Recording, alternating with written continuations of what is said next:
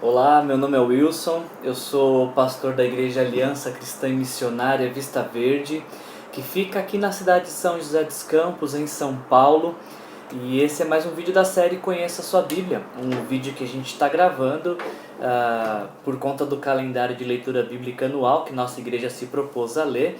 Então nós começamos o ano lendo Gênesis 1, chegaremos a 31 de dezembro lendo Apocalipse 22. E nessa leitura bíblica contínua de Gênesis e Apocalipse, sempre que surge um livro da Bíblia, nós estamos lançando um vídeo para explicar um pouquinho sobre o livro que vamos ler, por que ele está na nossa Bíblia, qual que é uma estrutura básica para que possamos compreendê-lo. E mais do que isso, a gente está gravando esses vídeos para te estimular a ler a Bíblia, porque o nosso Deus é um Deus que escolheu se revelar, se dar a conhecer através da palavra, dessa palavra inspirada, as escrituras sagradas. Então, ler a Bíblia é a forma que nós temos para conhecer a Deus, sua vontade, ouvir sua voz e sermos transformados pelo poder do Espírito Santo que inspirou essa palavra. Por isso eu queria te pedir que você curtisse esse vídeo e já enquanto a gente vai conversando, pensa para quem você pode enviar, que também vai ser muito abençoado com essa meditação. Nós estamos num período do calendário bíblico, das leituras bíblicas, uma parte da Bíblia identificada como os profetas menores, não menores por conta de sua importância, mas menores pela quantidade de suas profecias. Hoje a gente vai ler a história, conhecer a história muito curiosa de um profeta que não era profeta, de um profeta que não tinha ambições de vida de ser profeta, não era o que era chamado em Israel de um profeta profissional. Mas é interessante a gente observar nessa história como é que Deus chama qualquer pessoa para ser o seu mensageiro. Não precisa ser profissional para ser um mensageiro, precisa apenas ter a disposição de obedecer à voz de Deus.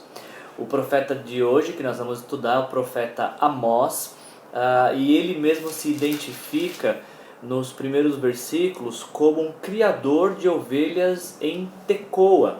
Tecoa era uma cidade que ficava a 19 quilômetros de Jerusalém.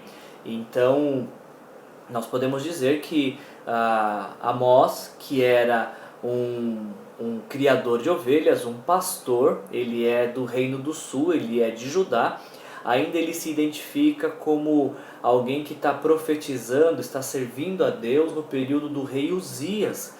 Então isso já nos leva para um período histórico que a gente já vai falar, mas é interessante de que, embora seja morador de Tecoa, do Reino do Sul, em Jerusalém, ele está profetizando para o Reino do Norte, para Israel, que tem como capital Samaria, e o rei que está no cargo, que está no trono, é o rei Jeroboão II. E se Amós está profetizando no tempo de Jeroboão II, isso significa que ele está profetizando então no ápice da história de Israel, no período onde há maior estabilidade política, prosperidade no Reino do Norte. Isso também o coloca como contemporâneo do profeta Oséias. E o que é muito interessante é que as mensagens desses dois profetas, Oséias e Amós, elas andam juntas, porém com ênfase diferente. O profeta Oséias dá muita ênfase no amor de Deus, em resgatar seu povo. E Amós, a gente já vai falar daqui a pouquinho sobre a ênfase dele, do que ele fala. Falando um pouquinho sobre o livro, o nome Amós significa carga, ou melhor traduzindo, né, para a gente compreender, aquele que ajuda a carregar a carga. Como eu disse para vocês, Amós se identifica como um profeta que profetizou durante os reinos do rei Uzias, do Reino do Sul, e do rei Jeroboão II, do Reino do Norte. Então isso faz com que as suas profecias, o seu texto, seja correspondente ao ano 760, 750 a.C. A pergunta que a gente sempre busca responder no início dos nossos vídeos é: por que este livro está em nossa Bíblia? Qual que é a mensagem dele? Por que nós temos esse livro como parte de nossas leituras de Escritura Sagrada? O livro de Amós ele é um livro de denúncia. Ele é um livro que está criticando a injustiça social que está sendo cometida durante a prosperidade da nação. Como eu falei para vocês, no reino de Jeroboão II, o reino do norte experimentou de prosperidade, de paz, de fartura, de riquezas, mas por trás dessa bela vestimenta da nação, nas estruturas da sociedade do reino do norte, havia corrupção, imoralidade, idolatria, injustiça, tribunais corruptos, o que nos ensina que nem sempre prosperidade é sinal de bênção de Deus. Às vezes prosperidade é uma cortina de fumaça que esconde a degradação moral de uma sociedade, como era no caso aqui no Reino do Norte e no reino de Jeroboão II. Então, uma vez que esse é um livro para denunciar as estruturas corrompidas de uma nação, uma boa palavra que nos ajuda a resumir o livro de Amós é a palavra injustiça. E se a gente resume dessa forma o livro de Amós, um texto que nos ajuda a compreender um pouquinho ou resumir todo o livro, né? A partir desse versículo conseguimos compreender todo o livro, seria Amós capítulo 5. A gente pode ler, por exemplo, no versículo 23 e 24, Amós 5, 23 e 24. Afastem de mim o som das suas canções e a música de suas liras. Em vez disso, corra a retidão como um rio e a justiça como um ribeiro perene, algo que não estava acontecendo na nação de Israel. Canções são muito belas, música ao som de lira traz alegria, porém, mais do que essa fantasia, essa ilha da fantasia, é necessário que uma nação seja conhecida por sua justiça. Amós inclusive até fala em Amós capítulo 5, versículo 10, vocês odeiam aqueles que defendem a justiça no tribunal e detestam aqueles que falam a verdade.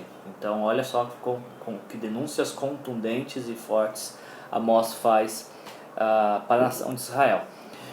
O livro tem uma estrutura também muito fácil de delimitar, porque, como eu disse para vocês, Amós não era profeta, ou pelo menos ele não tinha a pretensão de ser profeta, ele não sabe exercer o ofício profético de forma profissional. Então a sua profecia, a sua mensagem é muito simples, é de um homem do campo, é um homem que fala com simplicidade, mas ao mesmo tempo fala com muita profundidade. Acho que uma primeira estrutura que a gente podia delimitar do livro de Amós seria o capítulo 1 e 2, onde nós vamos ver profecias sobre julgamento vindouro. Então Amós, quando é chamado por Deus, ele é chamado para profetizar sobre um julgamento que vai vir sobre diversas nações. E essa primeira divisão do livro ela é marcada pela expressão por 3 transgressões. É assim que Amós vai iniciar a sua pregação. Capítulo 1, versículo 3. Por 3 transgressões de Damasco, e ainda por mais 4, não anularia o castigo.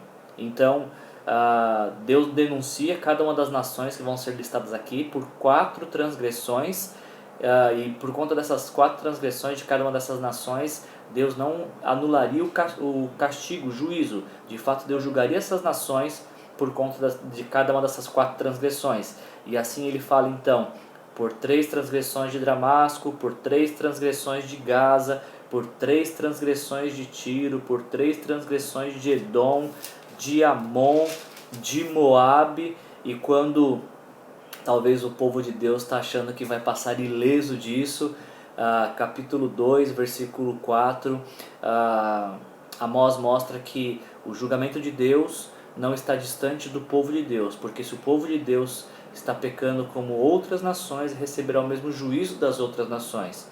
Amós capítulo 2, versículo 4, por 3 transgressões de Judá, cujo rei era Uzias, e por ainda mais 4, não anularei o castigo.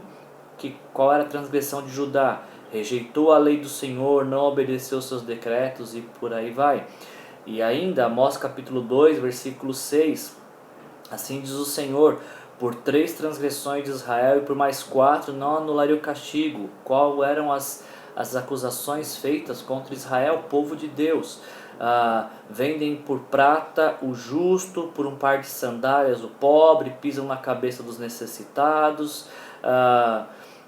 inclinam-se diante de qualquer altar, e por aí vai as condenações. Então, a primeira estrutura de Amós é essa, uma declaração. Por que essas nações, incluindo o povo de Deus, está sendo julgado?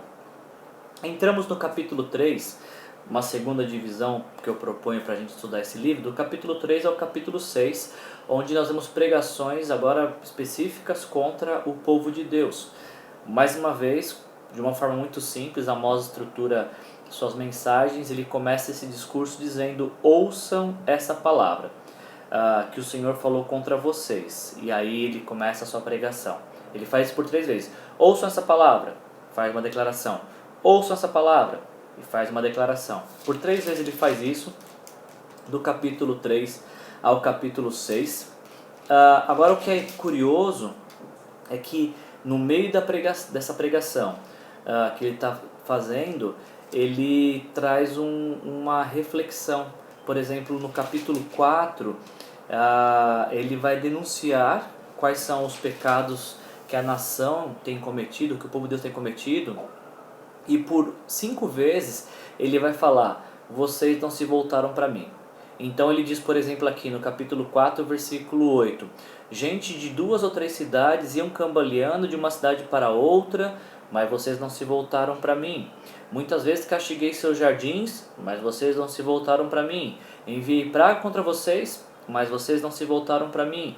Destruí alguma de suas cidades, mas vocês não voltaram para mim. Ou seja, isso vai evidenciando através da pregação de Amós como que o povo de Deus estava endurecido, resistindo o arrependimento, recusando-se a se arrepender, mesmo diante de todo o julgamento. Percebe que quando Deus está julgando o seu povo, não é apenas para condenar, mas também para chamar o arrependimento, para despertar a consciência de uma vida distante de Deus.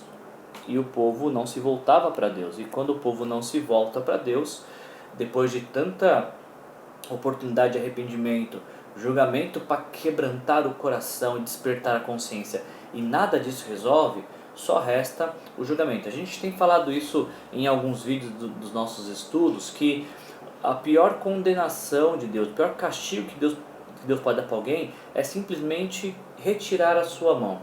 Porque enquanto Deus está segurando o seu povo, está abraçando, está chamando o seu povo ao arrependimento, quando o povo não responde, o pior castigo de Deus é deixar que o seu povo então viva de acordo com as próprias inclinações pecaminosas de seu coração. E é isso que acabou acontecendo, que Amós está declarando, inclusive, a partir do capítulo 7 e do capítulo 8.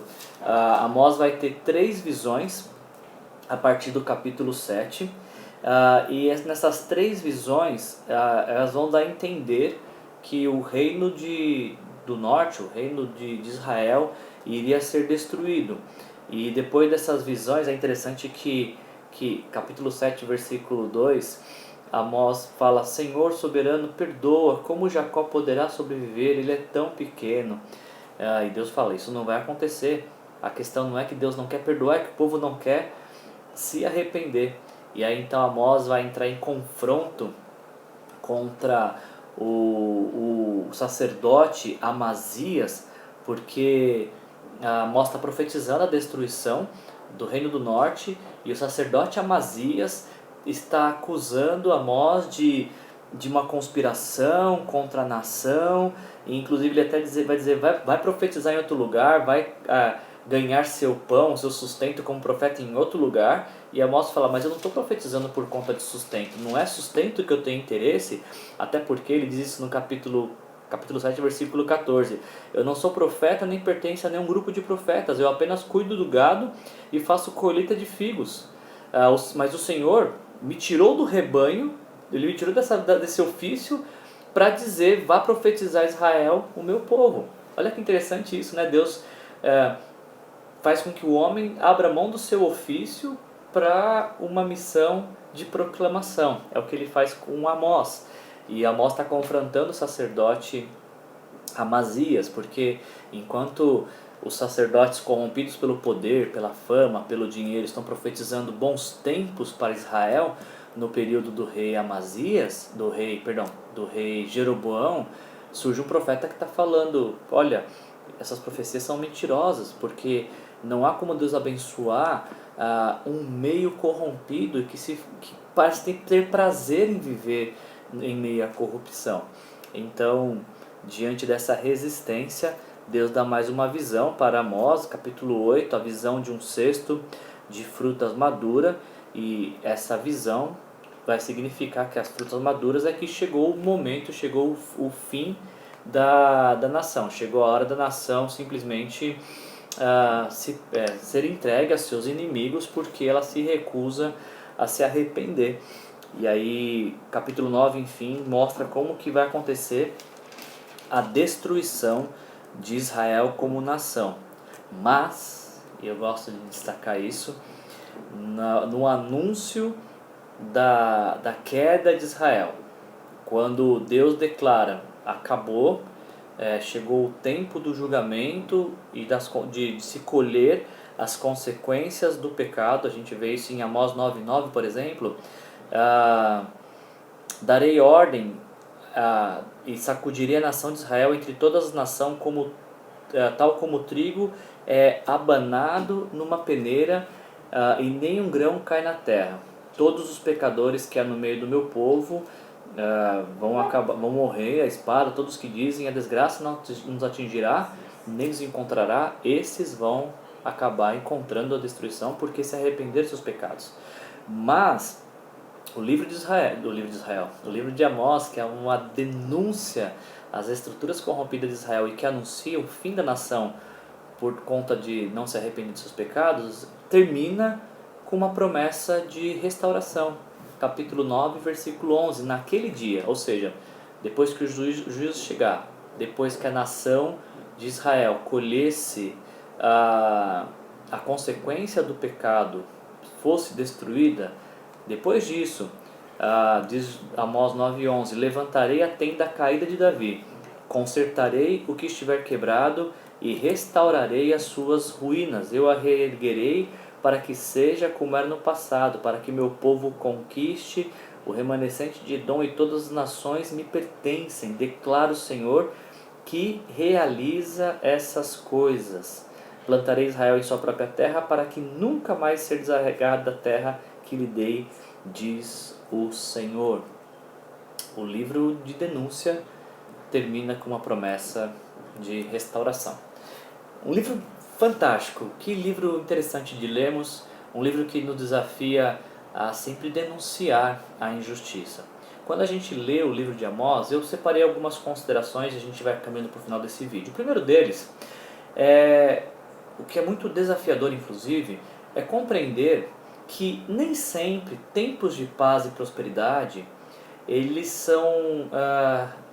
representam sinais de aprovação de Deus. Está tudo bem, estamos tendo de sobra de nossos recursos, vivemos um tempo de alegria, de paz, de prosperidade, então Deus está abençoando? Nem sempre, nem sempre. Às vezes a paz está sendo colhida não por conta da promoção da paz, mas por conta de uma injustiça. A prosperidade está vindo não por fonte de bem-sucedido, mas por fruto de corrupção. Então percebe que nem sempre paz e prosperidade são sinais da aprovação de Deus. Tempos de prosperidade, na verdade, devem nos fazer olhar para os lados e verificar quem, além de nós, está sendo beneficiado com essa prosperidade. Por que eu estou dizendo isso? Porque a prosperidade de Deus, segundo a Bíblia, é para todos. Quando apenas poucos estão sendo prósperos, é sinal de que algo está errado. Ou há o egoísmo de não distribuir, ou há a corrupção de estar roubando de outros. Essa denúncia fica clara em Amós, capítulo 5, versículos de 11 a 15. Quando Amós diz, por exemplo, vocês estão construindo mansões de pedra para nelas vocês morarem, e embora tenham plantado vinhas verdejantes, não vão beber desse vinho, porque eu sei quantas são suas transgressões, e quão grandes são os seus pecados. Vocês oprimem os justos, recebem suborno e impedem que se faça justiça ao pobre nos tribunais. Busquem o bem e não o mal, para que tenham vida.